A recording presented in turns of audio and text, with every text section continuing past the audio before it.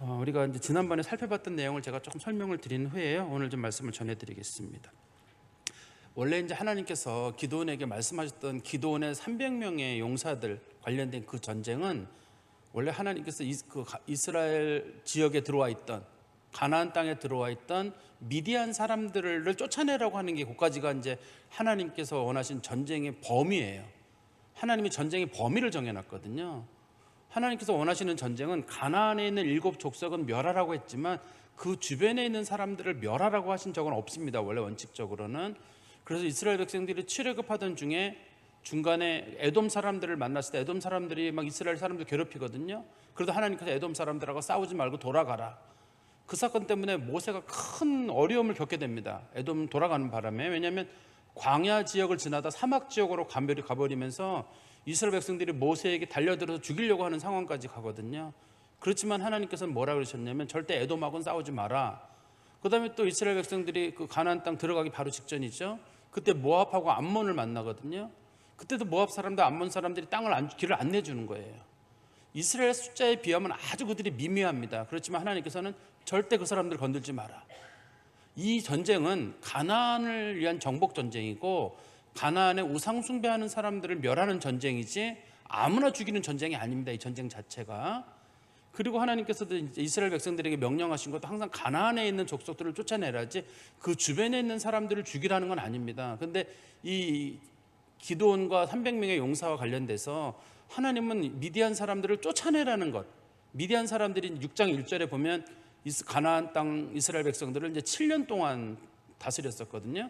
7년 동안 다스릴 때 이스라엘 백성은 상당히 고생을 하고 있긴 했지만 그 사람들을 쫓아내는 것까지, 가나안 땅에 들어와 있는 사람을 죽이고 쫓아내는 것까지가 그들의 전쟁의 범위였는데, 이제 기드온이 생각해 보니까 다 죽여버리면 좋겠어요. 너무나 큰 고통을 우리에게 줬었기 때문에 저 사람들을 싹 죽였으면 좋겠다는 마음이 이제 들었던 거예요. 이게 이제 소위 하나님 말씀에 대한 순종보다는 인간이 가지고 있는 자기 분노라고 하는 거랑 똑같다고 보시면 돼요. 자기 분노를 어떻게 표현을 해야 되니까, 그래서 어떻게 하게 됐냐면 므낫세 사람들이나 아셀 지파 사람들이나 그런 사람들을 불러드립니다. 그래서 지금 이스라엘 백성들하고 또 미디안 사람들하고 싸우다가 남아있는 사람들인데 그 사람들 당신들이 추격해서 좀 죽여달라.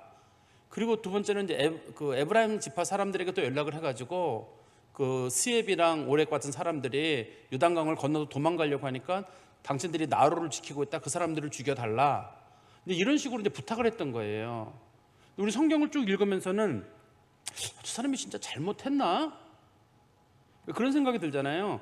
기드온이 정말 잘못했나? 저도 말씀을 보면서 그런 생각이 들어요. 내가 눈이 잘못됐나? 기드온이 크게 잘못한 것처럼 안 보이거든요. 우리가 잘 보면. 근데 자세히 보다 보면 기드온이 조금씩 잘못하는 거예요. 조금씩 잘못하는 겁니다. 하나님께서 하라고 한 것보다 조금 더.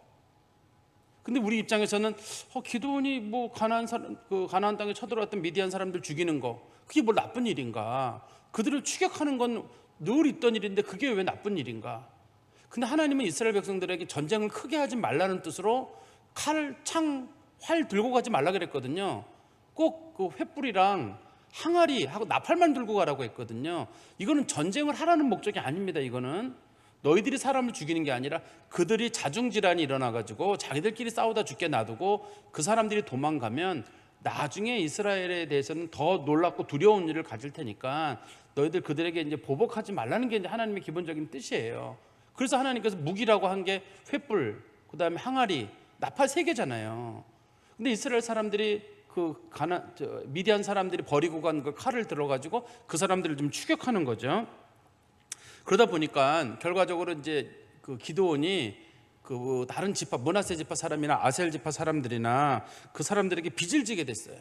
또 에브라임 지파 사람들에게도 빚을 지게 됐습니다. 그 사람들이 하나같이 와가지고 얘기를 하는 거예요. 너 왜 우리한테 인제 얘기했느냐? 내가 이런 전쟁을 도와줬는데 당신 우리에게 고마운 마음이 없느냐? 그 기드온은 전쟁 잘 이기고 나서 그 사람들에게 도움을 청함으로 인해 가지고 도리어 전쟁을 잘 이기고 난다 그 사람들에게 사과하는 꼴이 됐어요. 미안합니다. 내가 일부러 그런 건 아닙니다. 그런데 지금 당신들이 어떻든 나보다 큰 공을 세웠으니 당신들이 잘한 겁니다라고 정치적인 수를 보이지만 기드온이 그렇게밖에 할 수 없었던, 원래 에브라임이나 므낫세나 그 사람들을 부르지 않았던 이유는 하나님이 부르지 말라 그런 거였거든요. 기억나실 거죠? 그 기억나시는 대로 원래 32,000명의 군인이 모였는데 하나님께서 22,000명 무서워하는 사람은 돌려보내라. 10,000명 남았는데 그 중에서도 물을 먹을 때 무릎을 꿇고 개처럼 핥아먹는 사람만, 손으로 봐도 핥아먹는 사람만 데리고 가라. 그래서 300명 데리고 간 거잖아요. 이거 하나님 명령 때문에 한 일이었습니다, 그게. 근데 기드온이 그 말을 해야 되잖아요. 내가 당신들을 부른 게 아니라 하나님께서 이렇게 명령하신 것입니다. 그래서 내가 안 부른 것입니다. 이래 얘기를 해야 되거든요. 근데 기드온이 그 얘기를 하지 않고 정치적인 수를 발휘하게 되죠. 그 말을 했다가는 분명히 당시 사람들이 하나님에 대해 두려워하지 않기 때문에 그 말을 변명으로 볼 거거든요. 그러니까 기드온이 수를 쓰는데 어떻게 수를 쓰냐면, 그 에브라임의 그 끝물 포도가 우리 그 자기 오브라의 자기랑 속한 사람들, 이 사람들과 300명의 이 사람들의 그런 만물 포도보다 훨씬 낫지 않느냐. 소위 끝물 포도라는 말은 성경에서 이제 일종의 그 에브라임의 만물 포도는 이제 막 딴 포도고 끝물 포도는 찌끄러기라는 뜻이거든요. 그거보다 낫지 않냐. 당신들이 큰 공을 세웠다고 이제 얘기를 하는 그런 일이 생기게 됩니다. 어떻든 간에 이제 그리고 난 다음에 그 사건을 통해 가지고 그 방백들 오렙과 스엡을 죽이고, 그 다음에 이제 거기서 끝났으면 되는데 또 거기서 끝나지 않고 끝까지 추격을 하게 됩니다. 요단강을 건너가지고 끝까지 추격을 하는데, 당시에 그 미디안의 왕이 두 사람이었는데 세바라고 하는 사람이랑 하고 살문나라고 하는 두 왕이 있었는데, 그 사람들이 계속 추격을 하게 됩니다. 추격을 하다 보니까 배가 고파요. 그래서 중간에 숫곳이라고 하는 곳에 있는 사람들하고 부누엘이라고 하는 곳에 있는 사람들에게 부탁을 합니다. 우리가 지금 세바와 살문나를 추격하고 있는데 음식을 좀 달라. 그랬더니 그 사람들이 음식을 못 준다는 거예요. 왜냐하면 지금 기드온이 이겼는지 안 이겼는지를 모르고 혹이라도 음식을 줬다는 게 나중에 발견되게 되면 나중에 자기가 어려움을 겪을 수가 있잖아요. 우리 성경에도 그런 사건이 있죠. 왜 다윗이 그 노새 가가지고 제사장에게 음식 얻어먹은 사건 때문에 나중에 노새 있는 제사장 가문이 죽게 되잖아요. 사울에게 누가 누군가에게 도움을 줬다는 게 나중에 알려지게 되면 죽게 되니까 숫곳 사람들이 당신이 세바와 살문나를 잡아서 돌아올 때까지는 우리는 못한다. 그랬더니 기드온이 그것 때문에 화가 나가지고, 그럼 내가 그 사람들을 포로로 잡아서 돌아오는 그날엔 내가 너희들을 완전히 죽여버리겠다. 성경에서는 그 사람들이 뭐 어떤 표현을 쓰냐면 들가시와 찔레로 너희들을 징치할 것이다 이렇게 말하는데, 들가시와 찔레라로 너희들을 때린다는 말의 뜻이 그 어떤 성경책에서는 그거를 도리깨질 한다고 돼 있어요. 우리 외에 도리깨질 있잖아요. 도리깨질이, 우리가 말하는 도리깨질은 그 나무에다가 옆에다 돌아가는 나무를 달아가지고 때리는 게 도리깨질이잖아요, 우리나라에서는. 근데 성경에서 도리깨질은 그런 건 아니고 말이나 소의 뒤에다가 돌멩이를 달아가지고 이렇게 끌고 다니면서 이렇게 그 추수하는 걸 도리깨질이라고 하거든요, 성경에서는요. 근데 그런 일을 통해서 이스라엘 백성들을 특별히 숫곳 사람과 분우엘 사람들이 이스라엘 사람들이에요. 자기를 안 도와줬다고 해가지고 내가 너희들 반드시 보복을 하겠다고 얘기를 했는데, 결국은 세바와 살문나를 포로로 끌고 옵니다. 일부러 포로로 끌고 와요, 이 사람들을. 원래 거기서 죽여야 되거든요. 그렇지만 왜 끌고 오는 거냐면 세바와 살문나를 끌고 와야지만 숫곳하고 분우엘 사람들이 보고 당신이 잡아왔군요 하고 인정할 거거든요. 그래서 기드온의 전쟁의 승리가 숫곳 사람과 분우엘 사람들에게는 저주가 돼버렸어요. 전멸해버리게 됐잖아요. 싹 죽여버렸거든요. 자기 안 도와준 사람들. 그러니까 우리가 겉으로 보면 아무 문제 없이 잘 지나가는 것처럼 보이는데, 기드온이라고 하는 사람이 정말 잔인한 일을 하게 됩니다. 그리고 나서 이 기드온이 이스라엘 백성들에게 결과적으로 하나님이 주신 승리가 자기에게는 승리가 됐어요. 자기에게는 참 좋은 일이 됐는데 나머지 이스라엘 사람들에게는 저주가 돼버렸어요. 왜 이런 일이 생기게 됐냐면 하나님께서 하시라고 한 딱 거기까지만 했었어야 된다니까요. 300명의 용사들로 가지고 가서, 원래 이스라엘 백성들이 그 모래산에 있는 곳이랑 그런 거 전쟁이 같이 있었잖아요. 하루 시내가에서. 거기서 전쟁이 있을 때 딱 거기서 끝냈어야 되는데 하나님의 뜻을 조금 넘어간 거예요. 그래서 이런 큰 사건이 생긴 거거든요. 우리가 이걸 영적인 차원에서 이렇게 보는 거예요. 선으로 시작했다가 어떤 일을 악으로 마치는 사람이 있어요. 분명히 선한 일로 시작됐기 때문에 우리 그리스도인들은 항상 기드온 하면 기드온의 300명의 용사 아주 너무 좋게 기억하고 있거든요. 그렇지만 기드온의 300명의 용사들에게는 영예가 됐지만 나머지 사람들에게는 그게 이제 저주가 되게 됩니다. 이제 오늘 본문에도 보면 기드온이 또 하나의 실책을 하게 됩니다. 기드온 입장에서는 성경 말씀 한번 보세요. 기드온 22절 23절에 보시면 이런 표현이 나오죠.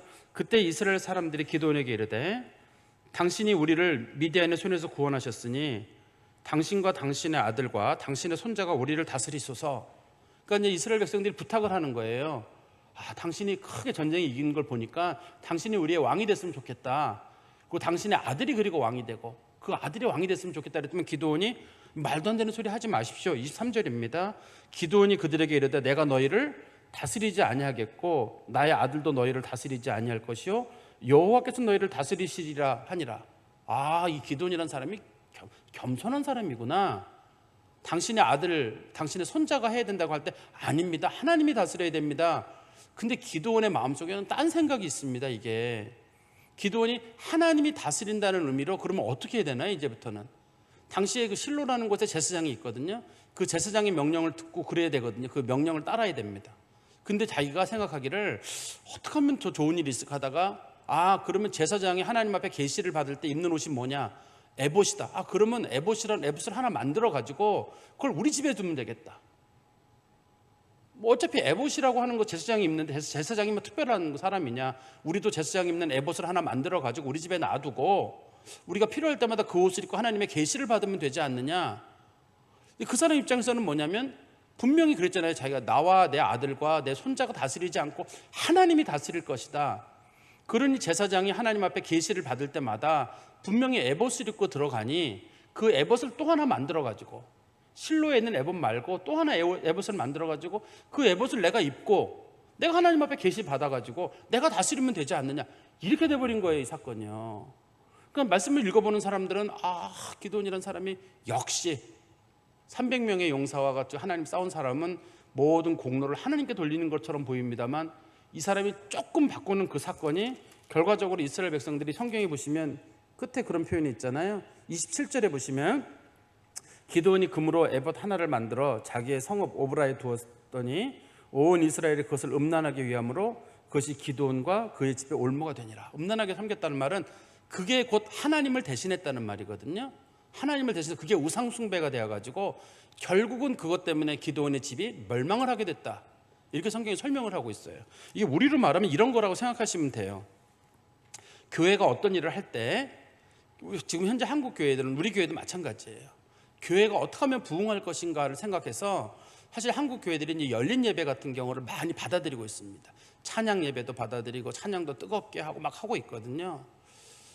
그래서 우리는 그게 교회들이 그래서 하는 이유는 뭐냐면 어떻든 침체되고 있는 한국 교회를 부흥시켜야 된다는 그런 어떤 목회자들의 간절한 염원이에요. 그게 나쁜 뜻으로 시작한 건 아닐 겁니다. 그런데 기독교인이 아닌 사람들의 시선에 기독교는 어떤 종교로 비춰집니까? 라고 이제 사람들이 조사를 해봤어요. 그러니까 교회 안 다니는 사람들에게 기독교는 어떤 종교 같습니까? 했더니 천주교는 상당히 이렇게 경건한 종교 같다. 불교도 상당히 어떤 좀 정적인 종교 같다. 기독교는 경박하다. 이게 이제 교회 안 다니는 사람들의 일반적인 평가예요. 기독교라는 종교는 이제는 종교성을 잃어버린 것 같다. 그런 생각을 사람들이 많이 한다는 거예요. 그래서 그 각 종교에 대한 사람들의 평가를 내릴 때 기독교라고 하는 종교가 종교성을 잃었기 때문에 교회 가고 싶지 않다는 쪽이 돼버린 거예요. 이게. 그러니까 원래 의도했던 건 그런 게 아니잖아요. 원래는 찬양 예배를 받아들이고 또 그 열린 예배를 하고 예배를 파괴하고 성도들이 예배 기존의 어떤 그런 예배 자체가 너무 부담스럽다고 하니까 그럼 예배를 최대한 가볍게 해가지고 성도들이 누구나 와서 앉아서 예배 드리도록 하자고 했는데 결과적으로 그것 때문에 한국 기독교는 전체적으로 너무나 많은 걸 잃게 됐어요. 왜냐하면 사람들이 교회 같지 않다는 거거든요. 종교 집단 같지 않대요. 저게 그냥 콘서트장 온 것 같다고 느낌이 들고 그러다 보니까 어느 날 콘서트 가기 싫으면 안 가듯이 나 교회 다니기 싫다 이렇게 돼버린 거예요. 사람들이 교회 나와 그랬더니 뭐 교회 가서 뭐 종교성이라는 게 있어야 되잖아요. 저희 종교라는 거는 종교성과 경건성이 있어야 되는데 그게 빠져버리는 바람에 결과적으로는 우리가 너무나 큰 걸 잃었다 하는 거랑 비슷한 차원에서 이 입장을 좀 보시면 여러분 되실 것 같아요. 어떻든 우리 본문 18절에 가보시면 이에 그가 세바와 살문나에게 말하되 이제 전쟁을 통해 가지고 세바와 살문나를 사로잡은 겁니다.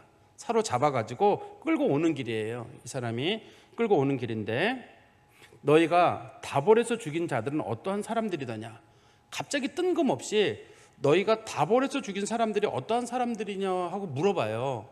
저도 성경을 읽어보면서 이 앞부분에서 세바와 살문나가 다볼에서 누굴 죽였다는 내용이 없어요, 성경에 보면. 그리고 주석책도 찾아보다 보면 왜 다볼에서 이 얘기를 했는지를 잘 언급이 안 돼 있어요. 근데 이 본문을 저도 여러 번 읽어보다 보니까 이제 짐작이 되는 사건은 있어요. 이게 이래서 이걸 물어봤나 보다 하는. 이게 지금 무슨 말이냐면, 좀 지도가 있나요? 지도가 있을 수도 있고 없을 수도 있을 것 같은데, 어떤 제가 설명을 드릴게요. 이스라엘 백성들이 지금 하루 시내가랑 모레산이라고 하는 곳에서 지금 전쟁을 하고 있었어요. 미디안 사람들은 위쪽에 있는 모레산에 있었고, 이스라엘 백성들은 남쪽에 있는 하루 시내가에서 전쟁을 벌이고 있었습니다. 그게 이제 요단강 서쪽 면이에요. 그런데 이스라엘이 전쟁에서 이겼잖아요. 전쟁이 이기면서 급격하게 이 미디안 사람들이 요단강 쪽으로 도망을 가게 됩니다. 도망가면서 어디로 가게 되냐면 요단강 나루를 건너서, 거기서 이제 건너서 도망가다가 중간에 누가 거기 잡냐면 에브라임 사람들이 거기 기다리고 있다가 도망가는 사람들을 잡거든요. 근데 성경에 보니까 도망간 사람의 숫자가 1,500명이라고 15,000명이라고 돼 있죠. 우리 뒤에 보세요. 거기 10절에 8장 10절에 보시면 전쟁에서 분명히 요단강을 못 건너가게 막았는데 10절에 보세요. 이때 세바와 살문나가 갈골에 있는데 동방 사람 모든 군대 중에 칼을 든 자 12만 명이 죽었고 그 남은 자 15,000명가량을 그들을 따라와서 거기에 있더라. 이렇게 돼 있잖아요. 15,000명이 요단강을 건너왔어요. 그럼 이 사람들은 어떻게 건너왔느냐? 주력 부대는 밑으로 내려가고 도망을 가고 있는데 부대 중에 일부가 만약에 우리가 위쪽으로 도망을 가게 되면 우리를 못 잡겠구나라고 생각을 해가지고 세바와 살문나를 중심으로 한 주력 부대 중에 어떤 주력 부대 외에 왕을 호위하는 그런 부대들이 위쪽으로 도망을 가게 됩니다. 그러니까 기드온도 그쪽으로는 설마 도망갈 거라고 생각을 못 해가지고 자기의 가족들로 하여금 거기를 지켜라. 거기를 지키는 데는 그렇게 어차피 도망가지 않을 거니까 그쪽으로는 그냥 당신들이 지키는 흉내만 내라라고 한 것 같아요. 밑쪽 지역으로는 못 도망가는 게 에브라임 지파가 워낙 강력한 지파거든요. 그 사람네들이 하구 쪽을 지키고 있으니까 상류 쪽으로는 안 도망갈 거로 생각을 했는데 상류 쪽으로 이 사람들이 도망을 간 거예요. 상류 쪽으로 도망을 가다가 중간에 그 사람들을 만나게 됐는데 그 사람들이 누구냐면 바로 기드온의 형제들이거든요. 한번 성경에 보세요. 18절입니다. 다볼에서 죽인 자들은, 이 다볼이란 말은 요단강에서 우리 하루 시내까지 조금 위로 올라가면 와디 다볼이라 그래가지고 다볼산 쪽에서 내려오는 조그만 계곡이 있거든요. 그 계곡 물을 통해서 요단을 건너갔다는 얘기예요, 이 사람네들이요. 다볼이 산 이름이 아니라 와디 다볼이라 그래요. 그러니까 비가 올 때만 내리는 그런 조그만 개울입니다, 이게. 대답하되 그들이 너와 같아서 하나같이 왕자들의 모습과 같더라. 너처럼 정말 귀족 집안 같더라. 사실 기드온은 아버지가 부자였고 종들이 많았잖아요, 기드온이. 그래서 19절에 보시면 그가 이르되 그들은 내 형제들이며 내 어머니의 아들들이니라. 여호와께 살아계심을 두고 맹세하노니 너희가 만일 그들을 살렸더라면 나도 너희를 죽이지 아니하였으리라. 지금 이제 기드온이 개인적인 분노를 보이죠. 기드온은 세바와 살문나가 이스라엘 백성들을 괴롭힌 거에 대한 7년 동안 괴롭힌 거에 대한 책임을 물어 죽이는 게 아니라 자기 가족을 해한 거에 대한 책임을 묻는 거예요. 그 사람들을 살려주고 싶은 마음이 있었어요. 그러니까 이 사람들을 끌고 다니면서 내가 전쟁에 이겼다는 이야기를 하고 싶었는데 원래대로는 지도자라면 굳이 책임을 물어야 된다 그러면 누구에게 책임을 물어야 되냐면 당신이 우리 민족을 지난 7년 동안 괴롭힌 거에 대한 책임을 너희들이 져라. 그리고 그 이후로 책임을 물어서 처단을 해야 되거든요. 이제 이 사람이 굉장히 사적인 감정으로 마음이 돌아서기 때문에 내가 너희들을 우리 가족만 죽이지 않았더라면, 우리 가족만 해치지 않았더라면 나는 널 죽이지 않았을 것이다. 그런 식으로 얘기를 하거든요. 그리고 나서 이제 그 사람들을 죽이게 됩니다. 그리고 20절입니다. 그의 맏아들 여델에게 이르되 일어나 그들을 죽이라 하였으나. 지금 그의 맏아들 여델에게 죽이라고 하는데 여델이 어린 나이라고 되어 있죠. 그 뒤에 보시면 이는 아직 어려서 두려워함이었더라 되어 있잖아요. 나이가 어린 자기 아들한테 세바와 살문나를 죽이라고 한 거예요. 그걸 죽이라고 하는 사람은 곧 자기의 왕위를 이을 사람이란 뜻입니다. 정상적이면 군인 장수에게 죽이라고 해야 되거든요. 장수에게 죽이라고 해야 되는데 지금 기드온이 자기 아들, 어린 자기 아들에게 이걸 시키는 거예요, 죽이라고. 그 하는 이유는 자기가 말로는 자꾸만 뭐 나는 하나님 앞에 물려준다 하지만 실제로는 자기 아들에게 이걸 물려주길 바라기 때문에 자기 아들이 이 사람을 죽이는 걸 보면 사람들이 저 집 식구들이 우리 지도자가 될 만하겠구나 싶어가지고 그 아들에게 많은 힘을 실어주려고 지금 죽이라고 한 겁니다. 그때 20절입니다. 그들을 죽이라 하였으나 그 소년이 그의 칼을 빼지 못하였으니 이는 아직 어려서 두려움이었더라. 못 죽이는 거예요. 기드온의 마음하고는 안 맞았던 거죠. 21절입니다. 세바와 살문나가 이르되 내가 일어나 우리를 치라. 사람이 어떠하면 그의 힘도 그러하니라. 사람이 어떠하면 그의 힘도 그러하니라는 말은 당신이 남자라면 남자답게 우리를 죽여라, 이런 뜻의 옛날식 표현입니다. 이게 당신이 남자라면 남자답게 우리를 죽여라. 지금 이 얘기를 왜 부탁을 하는 거냐면 이게 그 애가 힘이 없잖아요. 근데 애가 칼을 휘둘렀는데 목을 한 번에 잘라야 되는데 안 자르면 목이 안 잘린 상태로 수십 번을 맞아야 돼요.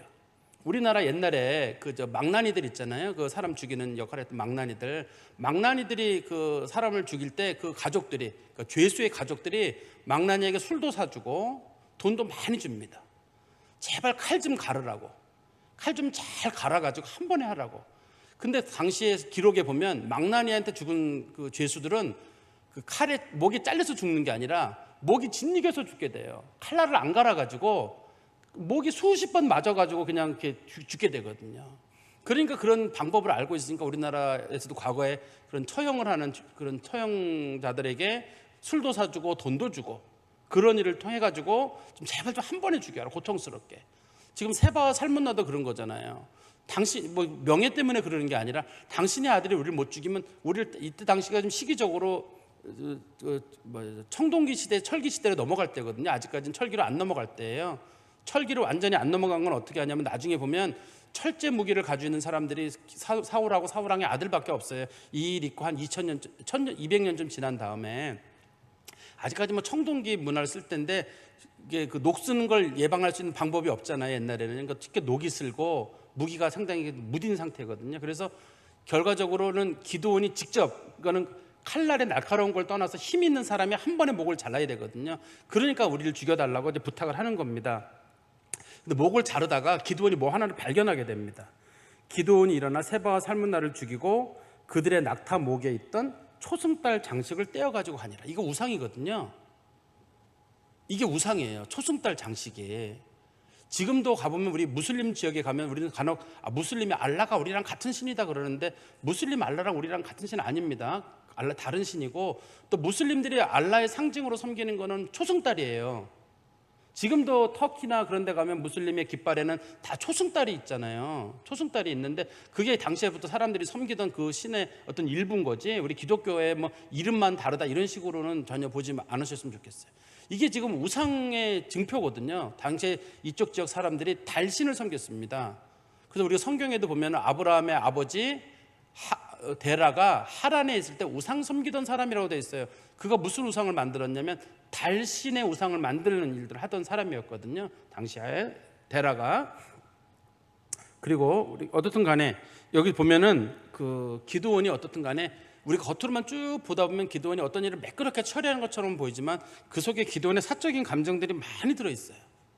사적인 감정들이 많이 들어있어서 그로 인해 가지고 기드온이 자기 나름대로 뭔가를 얻으려고 하는 모습이 거기서 좀 보이게 됩니다. 22절입니다. 그때 이스라엘 사람들이 기드온에게 이르되 당신이 우리를 미디안 손에서 구원하셨으니 당신과 당신의 아들과 당신의 손자가 우리를 다스릴 수 하는지라. 기드온이 하는 이런 일련의 사태들을 보면서 사람들이 처음으로, 그전에는 아무도 없습니다. 이런 일이 항상 하나님이 우리에게 승리를 주셨군요, 딱 여기가 끝이에요. 근데 이제부터는 사람들이 하나님이 구원했다는 생각을 더 이상 얘기를 안 합니다. 당신이 우리를 구원했다고 얘기를 하고, 기드온도 그 문제에 크게 부정을 하지 않아요. 우리 앞에서 온니엘이라든지 에훗이라든지 뭐 삼갈이라든지 이런 어떤 선지자들, 어떤 사사들도 전쟁이 끝나고 난 다음에 사람들이 당신이 우리를 구원했다, 당신이 우리의 지도자다, 당신의 아들과 당신의 손자가 우리를 다스려 달라, 이런 말을 안 꺼냅니다. 다 하나님이 그 지도자로서 불리게 되거든요. 그런데 이제부터는 사람들의 마음이 바뀌게 되는 거예요. 그런데 우리가 잘 아는 대로 사무엘상 8장 5절에서부터 8절에 보면, 사무엘상 5절에서 8절에 보면은 왜 그 사무엘 시대 때 사람들이 사무엘에게 가가지고 그런 말을 하거든요. 우리에게도 왕을 달라. 당신이 우리에게, 하나님께 부탁해 우리에게도 왕을 달라는 하나님께서 왕은 안 된다. 그러니까 사무엘도 얘기하기를 왕은 절대 안 된다. 그러니까 사람들이 우리도 왕이 필요하다라고 하니까 하나님께서 뭐라 그러셨냐면, 저들이 지금 나를 배반하려고 하는 것이다. 이제는 더 이상 하나님의 능력을 못 믿겠다는 거예요. 왜냐하면 주변에 있는 나라들이 자꾸 쳐들어오는데 우리도 왕을 세워가지고 왕이 우리를 지켜야지, 우리가 매일 하나님 앞에 기도하고 그래서 나라 지키는 거, 이거는 옳지 않으니까 우리도 왕 제도를 가졌으면 좋겠다. 하나님께서 그것에 대해서 굉장히 분노하시는 모습이 나오거든요. 근데 여기서 처음으로 그 사울 사건 이게 200년쯤 전의 일이거든요. 그때도 백성들 입에서 얘기가 나와요. 당신과 당신의 아들과 당신의 손자들이 우리를 다스려 달라고 부탁을 하는 겁니다. 23절입니다. 기드온이 그들에게 이르되 내가 너희를 다스리지 아니하겠고 나의 아들도 너희를 다스리지 아니할 것이요 여호와께서 너희를 다스리시리라 하니라. 이 얘기를 두 가지로 볼 수 있겠죠. 좋은 뜻으로 받아들이면 하나님이 너희를 다스린다 이렇게 생각하는 건데, 근데 뒤에 가서 기드온이 에봇을 만들고 자기네 집을 성막으로 대신 바꿔버리거든요. 당시의 성막은 실로에 따로 있습니다. 제사장도 거기 있거든요. 근데 에봇을 만들어서 그것을 실로에 갖다 주면 이해가 돼요. 이해가 되는데 이 에봇을 갖다 주지 않고 자기네 집에다 이거 보관하게 됩니다. 그 얘기는 뭐냐면 이때부터 이미 기드온이 자기가 그 왕적인 권한과 신적인 권한을 동시에 가진, 그러니까 왕과 제사장의 권한을 동시에 갖고 있는 그런 역할을 하겠다는 그 마음이 거기에 들어 있어요. 그러니까 이게 결국은 기드온이라고 하는 사람들이 가지고 있던 그 마음이 결과적으로 이스라엘 백성들을 타락하게 만들거든요. 그래서 그거를 위해서 어떤 일을 하게 되냐면, 제가 이걸 여러분들이 들어보시면 이거 목사님이 너무 무리하게 보는 게 아니냐 싶은데 그 뒤에 보면 나옵니다. 24절에 기드온이 또 그들에게 이르되 내가 너희에게 요청할 것이 있으니 너희는 각기 탈취한 귀고리를 내게 줄지니라 하였으니 이는 그들이 이스마엘 사람들이므로 금 귀고리가 있었습니다. 당시에 이제 이스마엘 사람들이 특징이 금으로 된 귀고리를 가지고 있었어요. 근데 귀고리를 한쪽에만 가지고 있지는 않았겠죠. 그죠? 우리가 그 성경에 보시면 창세기 24장 22절에 보면, 창세기 24장 22절에 보면 그 리브가를 만날 때 리브가에게 선물을 뭘 주냐면 코걸이를 주거든요. 당시에 코걸이를 줍니다. 당시에 코에다 거는 코걸이가 있었나 봐요. 근데 코걸이의 무게가 얼마라고 되어 있냐면 반세겔이라고 되어 있어요. 반세겔이라고 되어 있는데 이 오늘 본문에 보면은 그 무게가 거기 나오죠. 한번 보세요. 기드온이 요청한 금 귀고리의 무게가 금 1700세겔이요 그 외에 또 초승달 장식들과 폐물과 미디안 왕들이 입었던 자색 의복과 또 그 외에 그들의 낙타목에 둘렀던 사슬도 있었더라. 코걸이가 한 반세겔쯤 됐다 그러면 귀걸이도 한쪽의 무게가 한 반세겔쯤 됐을 거예요. 당시의 무게로.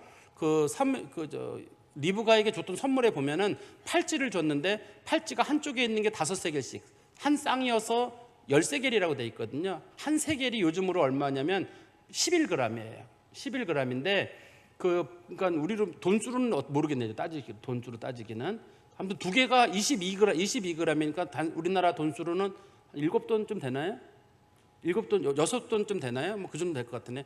한쪽에 3돈짜리 정도 이렇게 금 팔찌를 했던 것 같으네요. 근데 어쨌든 다 모아보니까 금의 무게가 얼마쯤 되냐면 1700세겔이다. 1700세겔을 요즘 우리나라 숫자로 바꾸면 19kg입니다. 이게 19kg인데 그걸 가지고 뭐를 만드냐면 27절에 보세요. 기드온이 그 금으로 에봇 하나를 만들었다. 금으로 에봇을 만들었다는 말은 갑옷처럼 만들었다 이런 뜻은 아닙니다. 당시에 에봇을 만드는 방법이 성경에 기록이 되어 있어요. 어떻게 되어 있냐면 우리 출애굽기 39장 1절에서부터 5절까지 제가 읽어드리겠습니다. 출애굽기 39장 1절에서 5절을 보면 그들은 여호와께서 모세에게 명령하신 대로 청색, 자색, 홍색 실로 성소에서 섬길 때 입을 정교한 옷을 만들고 또 아론을 위해 거룩한 옷을 만들었더라. 그는 또 금실과 청색, 자색, 홍색 실과 가늘게 꼰 배실로 에봇을 만들었을 때, 에봇을 어떻게 만들었는지 3절에 나옵니다. 금을 얇게 쳐서 오려서 실을 만들어 청색, 자색, 홍색 실과 가는 배실로 섞어 정교하게 짰다. 어떻게 만드는지 알겠죠? 이게 금을 얇게 펴가지고 이제 그 망치 같은 거를 펴요. 그다음에 그거를 가위로다가 얇게 잘라요. 그러면 실처럼 될 거 아니에요. 그 실처럼 엮어가지고 금사로 옷을 만드는 겁니다, 이게. 근데 금사로 옷을 만들었는데 보통의 경우는 에봇을 어떻게 만들냐면 청색, 자색, 홍색 실에다가 금으로 된 실을 섞어서 만들게 돼 있거든요. 근데 이 기드온이 보니까 그거는 청색, 자색, 홍색 실은 세월이 지나면 옷이 낡아버려요. 분명히 그 당시에 살고 있던 어디 갑자기 기억이 안 떠오르네. 실로에 분명히 제사장이 가지고 있던 그 에봇이 있을 거거든요. 물려받은 제사장 계속 아론부터 이어받는 옷이 있을 텐데 그 옷이 200년쯤 지났으니까 실이 다 삭았을 거 아니에요. 그 옷은 실이 삭았을 거라고요. 근데 기드온이 보니까 안 삭는 거로 만드는 방법이 뭐냐? 금실로 전체를 다 금실로 만들면 되겠다. 그래서 이걸로 금실로 가지고 19kg의 금실을 가지고 저걸 그 에봇을 만드는 거예요. 근데 에봇이란 말은 무슨 뜻이냐면 우리가 옷을 입는데 그 옷을 입을 때 그 앞에다가 뒤에다가 이렇게 옷이 두 개가 죄송합니다. 옷이 갑옷처럼 돼 있어가지고 앞에 옷이랑 뒤에 옷이랑을 따로따로 만들어요.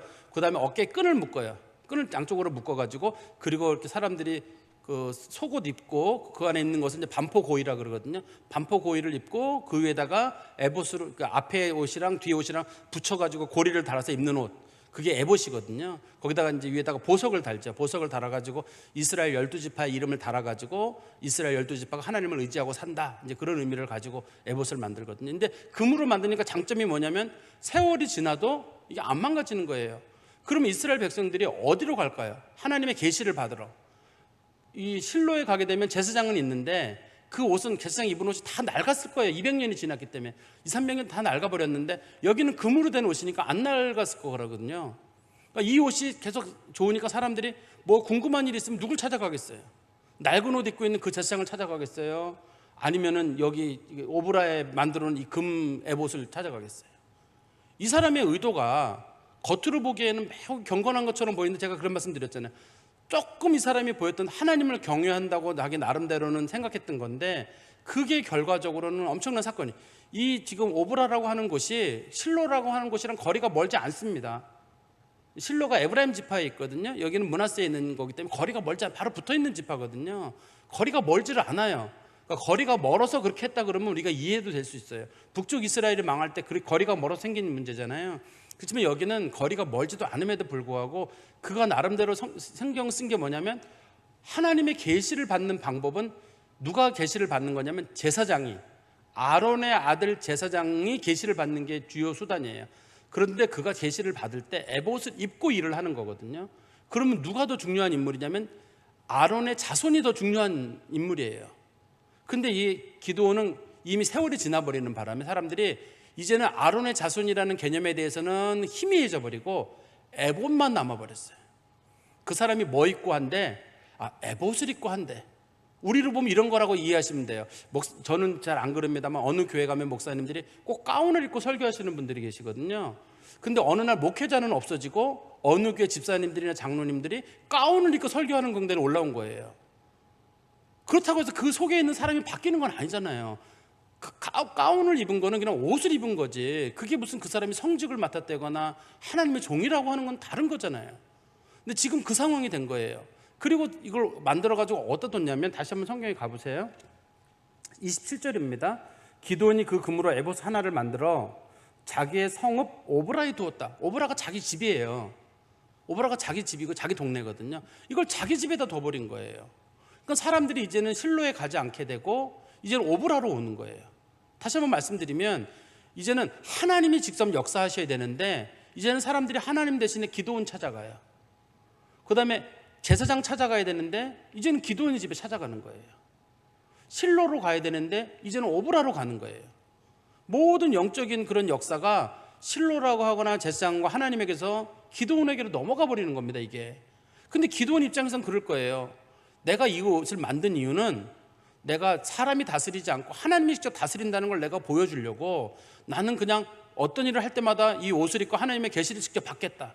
실제로 앞에 보면 기드온이 계시를 받은 사건이 있잖아요. 하나님하고 몇 번 얘기를 나누잖아요. 네가 용사가 될 것이다. 아, 용사 안 된다.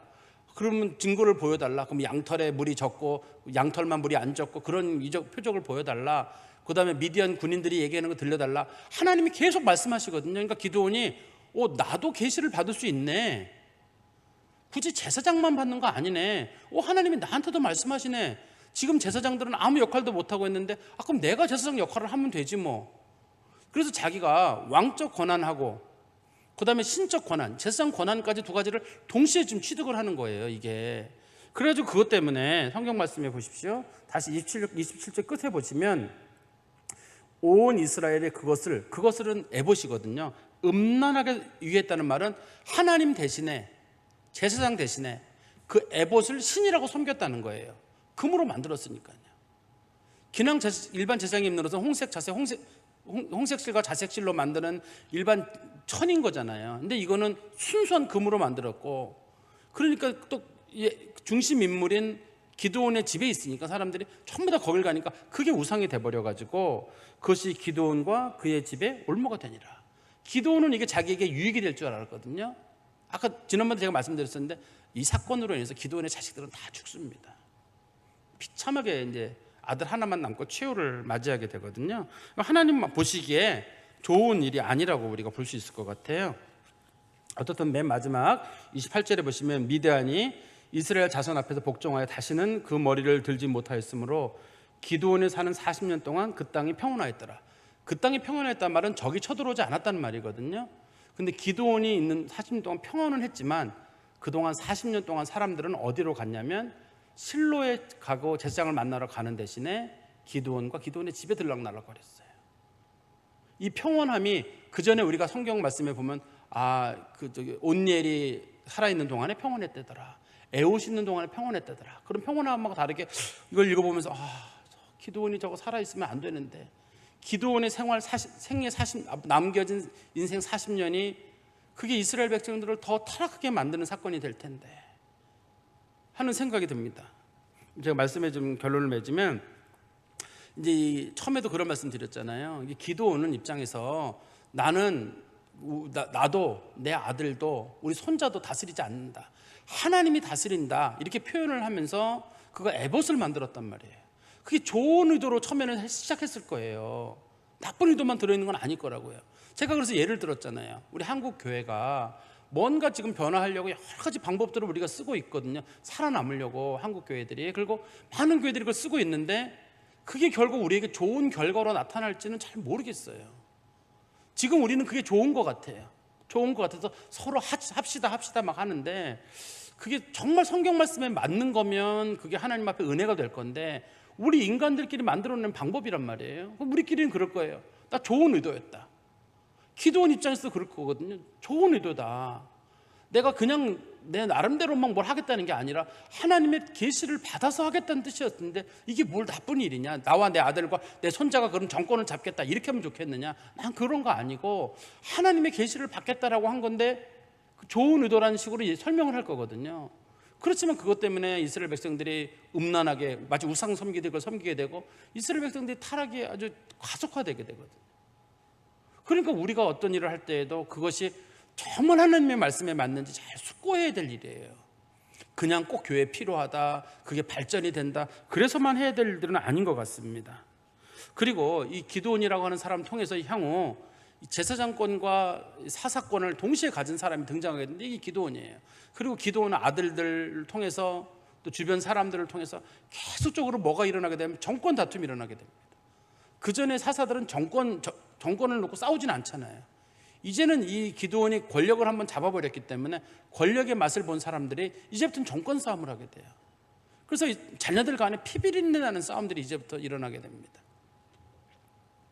그리고 제가 이 말씀을 보면서 기드온은 하나님보다 자기를 더 사랑했다는 생각이 들어요. 하나님을 더 사랑했다 그러면 자기가 정말 에봇을 만들고 싶었으면 그것을 만들어 가지고 실로에 있는 제사장에게 갖다 줬으면 될 것 같아요. 갖다 줬으면 될 것 같거든요. 그랬으면 모든 일들이 좋아졌고, 그리고 지금 영적으로 많이 무너져 있는데 이 무너진 걸 어떡하냐? 그럼 실로에 가서 회복하면 되잖아요. 실로가 없어진 거 아닙니다. 실로에 누가 있었냐면 나중에 사무엘이 실로에 있습니다. 사무엘이 실로에서 부흥 운동을 하거든요. 사무엘이. 그러니까 실로라고 하는 것이 제가 이름을 그냥 거론하는 게 아니라 실로에서 사무엘이 부흥 운동을 하기 때문에 어떻든 사무엘이 그런 운동을 하는 걸 보면 이 일이 있고 한 200년쯤 지난 일이거든요. 그때까지도 실로라고 하는 곳이랑 제사장 제도는 남아 있었어요. 엘리가 제사장이었거든요, 당시에. 그 제도가 남아 있었기 때문에 실로로 갖다 주면 되고 자기가 거기에 섬기면 되는 거거든요. 근데 이 사람이 욕심이 생겼던 것 같아. 자기가 직접 뭔가를 하나님께 받아가지고 내가 직접 다스려보고 싶었던 건데 그게 결과적으로는 이스라엘이 타락하는 계기가 됐다. 우리가 이것을 비슷한 경우를 북이스라엘에서 경우를 볼 수 있죠. 북쪽 이스라엘의 여로보암 1세가 남쪽 유다 나라랑 르호보암이랑 나라가 갈라졌을 때 자꾸만 백성들이 예배드리러 예루살렘으로 내려간다는 거예요. 그렇게 되면 나라는 두 개가 되는데 예배드리러 내려간다고 하니까 그 여로보암 1세가 이건 안 되겠다. 그러면 우리가 어떻게 하느냐? 그러면 우리에게도 예배드릴 장소가 있다고 알려줘라. 하나는 남쪽 지방에 있는 베델, 하나는 북쪽 지방에 있는 단이라는 곳에 송아지 우상을 두 개를 만들어 놓고 송아지의 이름을 여호와라고 부르면 되지 않느냐. 송아지가 아니라 이건 여호와다, 여호와다. 이런 식으로 자꾸만 얘기해 주는 거예요. 그리고 제사장을 섬길 때 제사장은 전부 다 레위니까 남쪽에 있을 거 아니에요. 제사장 뭐 아무나 하면 되는 거지. 뭐 처음부터 금태 돌리고 태어나는 사람 누가 있어? 내가 볼 때 아무나 하면 되는 것 같은데. 우리는 지금 목회자를 뽑을 때 기준이 뭐냐면 목회자가 하나님 앞에 소명을 받은 사람이어야 돼요. 실력이 뛰어나거나 경건한 사람이 아니라 하나님 앞에 목회자로 소명을 받은 사람이 목회자가 되는 거란 말이에요. 그런데 보니까 목회자들이 영 설교하는 게 보니까 우리보다 못해요. 내가 목사님보다 그렇죠, 여러분들도 지금 내가 저 자리에 있으면 저보다 나을 것 같죠. 나을 거예요, 실제로도. 나을 것 같아요? 그럼 우리끼리 서가지고 그럼 우리끼리 한번 돌아가면서 합시다. 그런 식으로 이제 북이스라엘이 한 거예요. 뭐 제사장 뭐 아무나 하면 어때? 그런 식으로 얘기가 나오게 되고, 또 자신들 그 추수감사절, 이제 소위 수장절 같은 날짜들이나 이런 날짜들이 원래 남쪽 지방엔 7월 15일이거든요. 7월 달인데 북쪽 지방에는 추수 날짜가 8월 15일이에요. 어차피 한 달 차이가 나거든요, 추수 날짜가. 그럼 8월 15일로 바꾸자. 하나님이 정한 절기를 자기들 마음대로 바꿔버리거든요. 그래서 결국은 두 나라가 아주 거리가 먼 상태에서 결국 북쪽 이스라엘이 멸망하게 되잖아요. 우리가 조심해야 될 것은 영적이라는 이름으로든 아무리 선한 의도를 할지라도 절대 말씀에서 벗어나면 안 돼요. 절대 말씀에서 벗어나지 않도록 조심스럽게. 저도 목회자로서 그래요.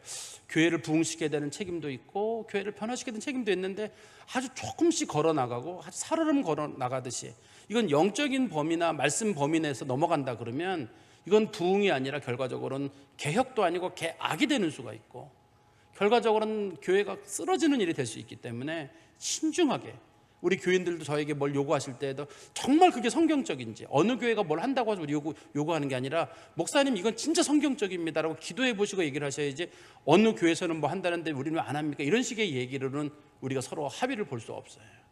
정말 성경적으로 은혜롭게 교회를 세워가게 되시기를 간절히 소망합니다.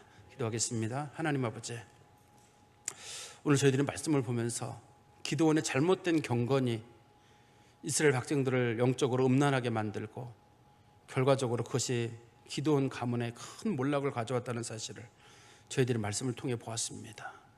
저희들이 보건대는 그렇게 기드온이 잘못한 것 같지도 않은데 그의 말 한마디 한마디가 참 은혜로운 말 같은데 사실은 그 속에는 사람의 냄새가 들어있고 하나님의 은혜가 많이 사라진 것을 저희들이 봅니다.